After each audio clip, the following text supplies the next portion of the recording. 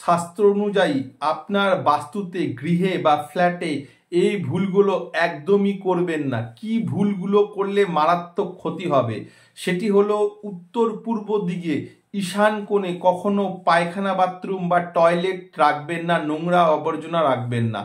আবারও বলছি, বাস্তুশাস্ত্র অনুযায়ী এই ভুলগুলো করবেন না। আপনার উত্তর পূর্ব দিক বা ঈশান কোণে কখনোই টয়লেট বা পায়খানা বাথরুম নোংরা আবর্জনা রাখবেন না। এটি করলে বাস্তু একেবারে নেগেটিভ হবে, বাড়িতে অসুস্থতা এবং লক্ষ্মী কোণ বন্ধ হয়ে যায়। এখান থেকে আপনার অর্থনৈতিক সুখ সমৃদ্ধি কিছুতেই আসবে না। অর্থনৈতিক একদম উন্নতি 0%। যত ইনকাম করুন, যতই প্রচেষ্টা করুন না কেন, বাস্তুশাস্ত্র অনুযায়ী উত্তর পূর্ব ঈশান কোণে কখনোই পায়খানা বাথরুম টয়লেট আবর্জনা রাখবেন না।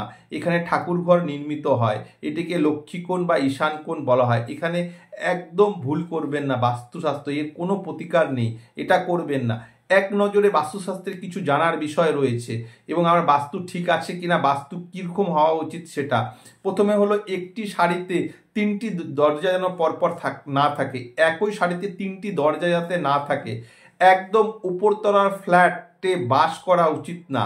ঘরে যুদ্ধ বা হিংসার ছবি রাখবেন না। অনেকে শোপিস রাখে বা কোনো কারণে ফটো রাখে, যেখানে হলো ঘরে যুদ্ধ বা হিংসা কোনো ছবি আপনার ঘরে রাখা উচিত না। কোনো কারণে তরোয়াল যে আছে, তরোয়াল ক্রস করা আছে, সেরকম কোনো ফটো ফ্রেম বা কোনো কিছু নিয়ে আপনার বাস্তুতে বা আপনার গৃহে রাখবেন না।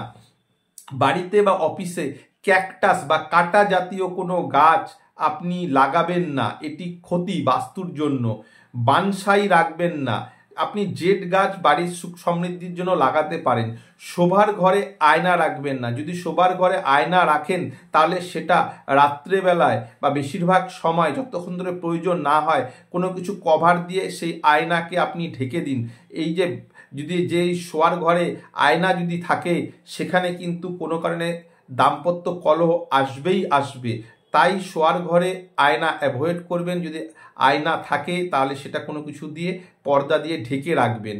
এছাড়া কি করবেন, যদি কোনো কারণে বাস্তুশাস্ত্র অনুযায়ী আপনার বাস্তু যদি নেগেটিভ হয়ে যায় বা বাস্তুর মতন করে না হয়, তাহলে বাস্তুকৃত্যা যন্ত্র নিয়ে আপনার বাস্তুর জায়গায় আপনি সেখানে পুঁতে দিন, মাটিতে গর্ত করে বাস্তুকৃত্যা যন্ত্র। এটাতে বাস্তু দোষ নষ্ট হয়। কি করবেন না এক নজরে দেখে নিন। আপনার বাস্তুতে উত্তর পূর্ব ঈশান কোণে কখনো ভুলেই টয়লেট পায়খানা বাথরুম আবর্জনা রাখবেন না। এখানে ঠাকুর ঘর রাখা উচিত। বাড়িতে যুদ্ধ বা হিংসার বা কোনো কারণে তরোয়াল এরকম কোনো ছবি আপনি রাখবেন না।